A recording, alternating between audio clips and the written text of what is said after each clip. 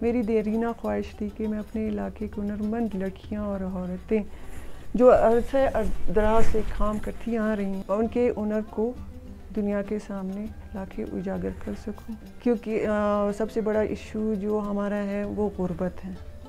جو وہ کرنا چاہتی ہیں اور کرنا چاہ رہی ہیں اور کرنا جانتی ہیں، لیکن ان کے لیے کوئی ایسا پلیٹ فارم نہیں تھا جو ان کو پراپر گائیڈنس یہاں پہ مل رہی ہو یا ملتی ہو۔ میں نے اپنا یہ پلیٹ فارم یاون ہینڈی کرافٹ کے نام سے آغاز کیا۔ سب سے بڑا وہ اپنے ثقافت کو بچانا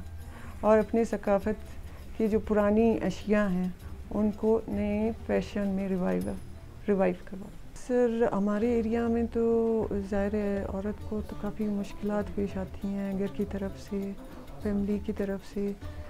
تو پھر ان کے لیے یہ جو ہوتا ہے جو وہ خواب ہے وہ ایک خواب رہ جاتی ہے، کیونکہ ظاہر ہے مشکلات آتی رہتی ہیں، تو ایز اے انٹرپرینور مجھے فیس کرنا تھا تو میں نے